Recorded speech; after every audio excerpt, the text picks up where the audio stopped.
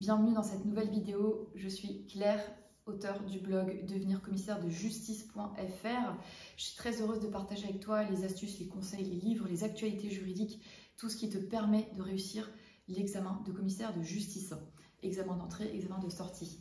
Je te rappelle que je me suis lancé un défi 30 vidéos en 30 jours, donc n'hésite pas si tu as une ou des questions à les poser juste en dessous dans l'espace de commentaires. En attendant, aujourd'hui, je réponds à une question qui m'a été posée, à savoir quels sont les livres recommandés pour réussir l'examen d'entrée.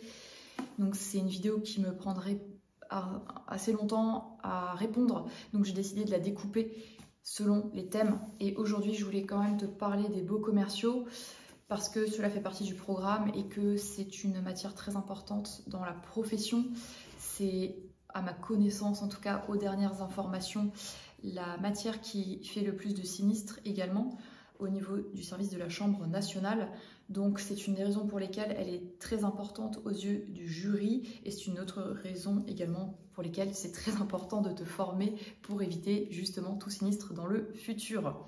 Voilà, soit un professionnel aguerri, soit un professionnel qui se tient au courant des veilles juridiques, jurisprudentielles. Et pour cela, avoir un livre à jour, c'est très important. Alors en tout cas, à l'heure où je te parle, je trouve que le guide des baux commerciaux, celui-ci, est très bien fait. C'est édité chez LexisNexis et ce sont des professionnels des baux commerciaux qui ont pris la plume. Peut-être que tu connais déjà les guides chez LexisNexis.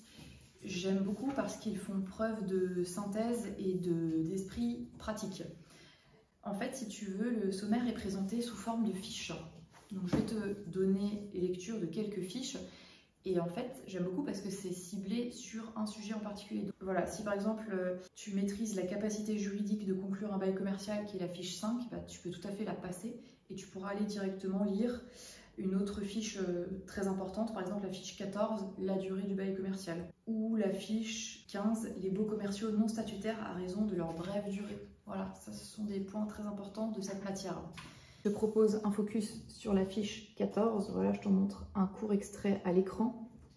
Et tu vois qu'ils répondent à la question avec un plan. Donc c'est toujours mieux pour structurer notre esprit en tant que juriste. Donc par exemple pour la durée du bail, le plan qu'ils proposent c'est d'abord la durée initiale du bail et ensuite la durée du bail renouvelée puisque tu sais que les règles applicables ne sont pas les mêmes. Donc ce que j'apprécie c'est que dans les encadrés tu retrouves les textes de référence. Ici l'article L145-4 alinéa 1er du code de commerce. Tu as également d'autres encadrés qui ne sont pas grisés mais qui sont tout aussi importants avec des remarques pratiques. Donc par exemple ici, l'auteur de la fiche attire notre attention sur le fait qu'il est de pratique assez courante entre les propriétaires et les locataires saisonniers de permettre à ces derniers de laisser du matériel et des articles en stock dans le local, souvent avec la contrepartie de la charge des abonnements au compteur d'eau ou d'électricité. Le piège se referme parfois sur l'une ou l'autre des parties car la requalification de la convention saisonnière en bail commercial statutaire s'avère alors possible.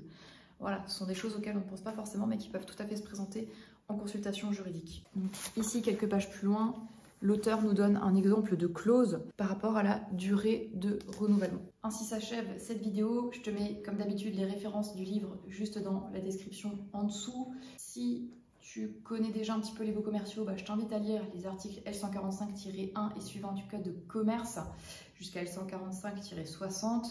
Et si tu as besoin de renforts sur quelques-uns des sujets des baux commerciaux, n'hésite pas à aller voir ce guide. Je te souhaite beaucoup de réussite pour la suite de ton parcours et je te dis à très vite dans la prochaine vidéo de ce défi 30 vidéos en 30 jours. Si tu as des questions que tu souhaites me poser et auxquelles tu souhaites que je réponde en vidéo, n'hésite pas à commenter juste en dessous. Je te dis à très vite. Ciao!